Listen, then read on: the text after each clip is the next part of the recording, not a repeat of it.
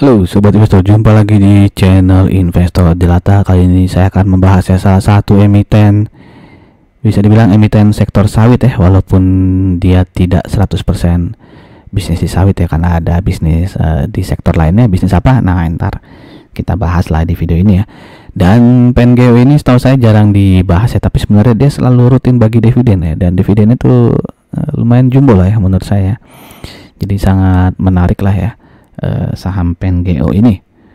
Dan jika teman-teman udah ada yang punya PNGO ini, bisa tulis saya udah punya bang, udah dapat dividen 2 kali gitu atau 1 kali gitu silakan komen di kolom komen Oke, sebelum kita mulai saya ingin menginformasikan beberapa video yang mungkin menarik untuk teman-teman di sini ada pembahasan tentang MPMX yang awal Juni ini akan baikkan dividen maupun Demas yang dividennya belum diumumkan jadi masih punya waktu untuk teman-teman berpikir untuk masuk ke Demas atau enggak, atau malah yang udah di dalam mau keluar gitu dari Demas bisa juga ditonton videonya Jadi untuk yang Demas bisa teman-teman cari di kolom deskripsi atau langsung ubek-ubek di channel Investor Jelata Sedangkan untuk yang MPMX akan saya taruh linknya di pojok kanan atas.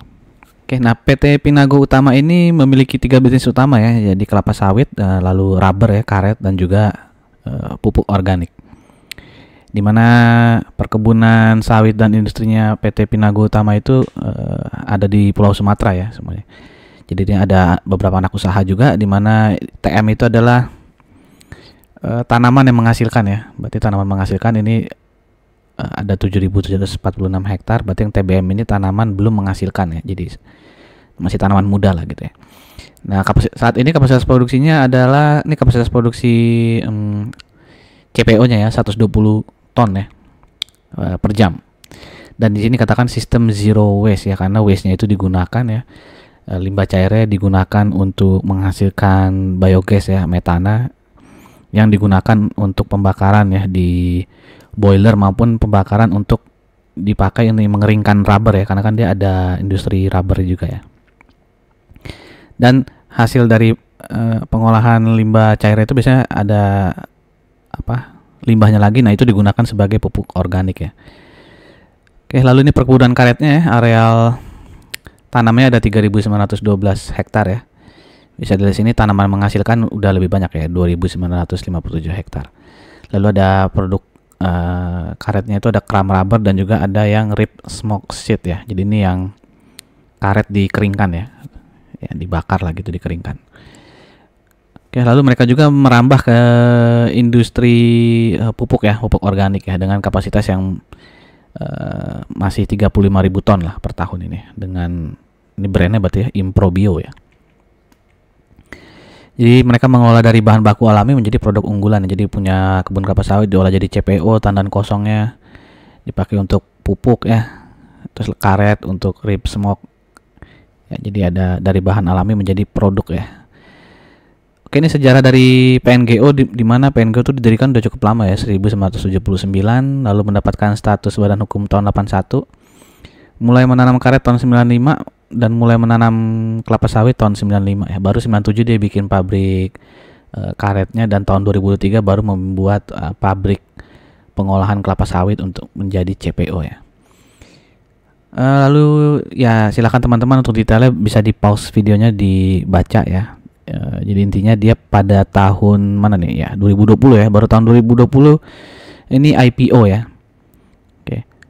Dan di tahun 2021 dia mendapatkan sertifikat industri hijau mungkin karena tadi dia menggunakan limbahnya juga sebagai bahan energi biogas itu. Oke, ini lokasi perkebunan industri jadi semuanya ada di Pulau Sumatera dari Aceh sampai ke bawah ke Lampung Ini pelanggan utama untuk karetnya si PNGO jadi ini perusahaan-perusahaan ban terkenal Bridgestone, Michelin, Sumitomo, Hankook, Continental, dan juga Goodyear Lalu untuk sawitnya ada anak usahanya Musimas Indokarya Indonesia, dan juga Wilmar PT Sinar Alam Permai Ini profil perkebunan sawitnya di mana ini TM ya, tanaman yang menghasilkan itu sudah 86% ya. 14%-nya berarti tanaman belum menghasilkan. Ini yang kelapa sawit group ya. Intinya yang plasma itu berarti yang dimiliki oleh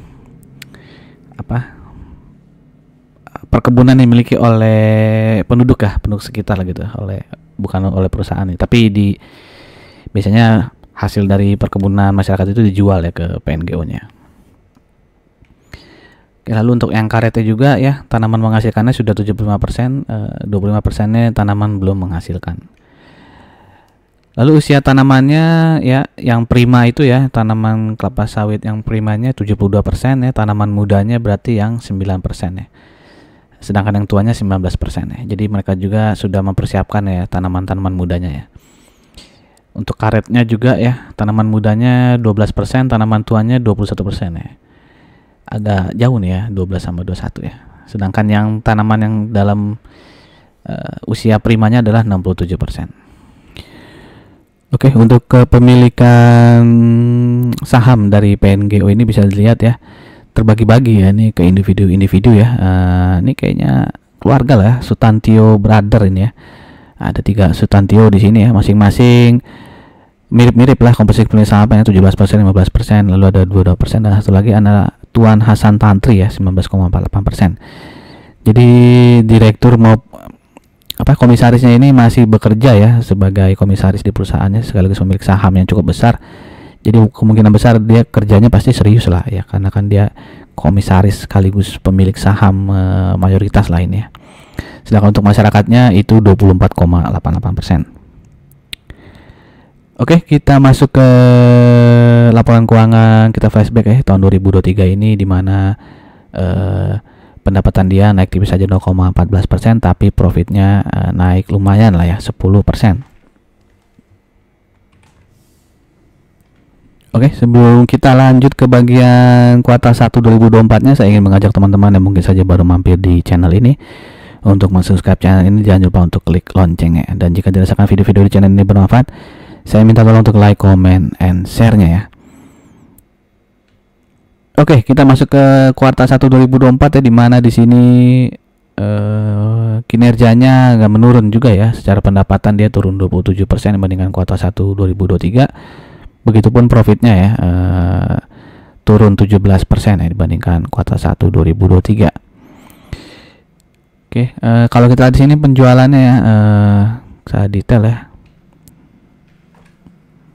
Ya, jadi dia penjualannya tadi udah dibilang ya, penjualannya turun 27%, dan beban pokok penjualannya berhasil ditekan 30% ya, sehingga laba kotornya hanya turun 14%. Dan di sini ada perubahan nilai wajar ya. Nilai wajar ini apa ya? Disajikan dalam rupiah ya. Di tahun lalu tuh perubahan nilai wajar atas aset biologisnya itu 13 miliar saja, sekarang 18 miliar ya. Ini mungkin kan agak-agak subjektif gitu ya, perubahan nilai wajar atas aset biologis ya, tapi ya tidak terlalu besar sih ya, perubahannya hanya 5 miliar ya. Jadi dari laporan keuangannya intinya tidak ada yang aneh-aneh sih ya. Jadi memang profitnya turun 17% tuh karena faktor utamanya ya, karena penjualannya yang turun 27% gitu ya. Jadi memang pure dari penurunan penjualan lah ya, tidak ada hal-hal yang aneh dari laporan keuangannya. Oke, lalu tadi kan saya bilang juga ini masuk ke emiten sawit, tapi dia tidak 100% bisnis di sawit. Nah, ini kan ada di karet ya, dan juga kompos ya, jual pupuk ya. Tapi memang dia masih bertumpu pada pendapatan dari bisnis sawit ya. Jadi 70% pendapatannya itu dari minyak sawit dan inti sawit. Dan ini adalah histori spare dari PNGO ya. 5 tahun terakhir dia rata-rata PR-nya itu di 5,95, dan saat ini dia di 6,37 ya. Jadi dia sedikit over value ya dibandingkan rata-rata PR 5 tahun terakhir. Sedangkan untuk PV-nya itu rata-rata di 1,61, dan saat ini dia diperkirakan di 1,34 ya. Jadi dia under value nih. Kebalikannya, kalau dari PR dia over value, dari PBV-nya dia under value. Dimana book value saat ini di 1091,08. Jadi kalau kita asumsikan harga wajarnya itu adalah di PBV 1,61, maka harga wajarnya ada di 1756,64 ya. Dan harga saham di 31 Mei closing di 1460, sehingga harga saat ini tuh masih terdiskon ya, alias margin of safety-nya masih cukup besar 20,38%. Dan kalau kita bandingkan PNGO dengan saham-saham di sektor sawit ya seperti LSIP, SIMP, AALI, TAPG dan STAA, bisa terlihat di sini dia earning per share 302 ya, hanya kalah dari Astra Argo Lestari yang Rp485. Sedangkan untuk PRD 4,83 ya. Ini yang terkecil kedua ya, yang paling kecil di sini 4,78 yaitu SIMP ya. Jadi lumayan lah PNGO ya, kalau kita bandingkan dengan emiten di sektor sejenis dia termasuk yang murah nih PR-nya ya. Sedangkan untuk PBV dia 1,27 ya, sedangkan beberapa emiten sawitnya itu cukup rendah ya, di bawah 1 nih ya. Bahkan SIMP ini 0,26 ya, luar biasa nih. Rendah sekali ya. Jadi kalau kita lihat dari 6 saham ini ya, berarti secara PBV dia sudah terlihat agak mahal ya PNGO ya, karena hanya kalah dari STAA. Oke, tapi dia ROE-nya di sini yang paling tinggi ya, 26,26% ya. Padahal sekelas Agro Lestari aja hanya 4% ya. LSIP hanya 9%. Jadi dia sangat bagus nih ya di ROE-nya. Sedangkan untuk DER ya masih aman ya, DER-nya 0,71 ya. Di sini yang paling rendah adalah LSIP ya, hanya 0,11. Oke, ini adalah chart dari PNGO ya, di mana dia ini chart weekly ya, di mana dia sempat all time high itu di sekitar 2100-an ya di tahun 2021. Dan ini adalah chart daily-nya ya, di mana saat ini itu ada resisten di 1560 ya. Dan resisten berikutnya ada di 1770 ya, dengan support ada di sekitar 1350 sampai dengan 1370, dan support selanjutnya ada di 1230 ya, di antara 1230 sampai dengan 1255 ya. Jadi kalau entry sekarang tuh risk and rewardnya hanya 1:1 ya, karena ada kemungkinan bisa turun ke 1350 ya, sedangkan rewardnya hanya naik ke sekitar 1560 ya. Oke, secara EMA dia ya secara long term ya maupun short term dia bisa dibilang uptrend ya, karena sudah closing di atas EMA 20 maupun 200-nya. Dan ini adalah historis dari PNGO ya, di mana dia rutin bagikan dividen ya sejak IPO. Di mana rata-rata 50% ya. Jadi agak mudah ditebak sebenarnya sini ya, potensi dividen dari PNGO ya, karena dividen payout ratio-nya selalu mirip di sekitar 50%, dan dia juga selalu bagi dividen interim ya, jadi 2 kali dalam setahun dia bagi dividen, dimana untuk laba 2023 dividen interimnya sudah dibagikan ya sebesar Rp70 di bulan November tahun lalu. Oke.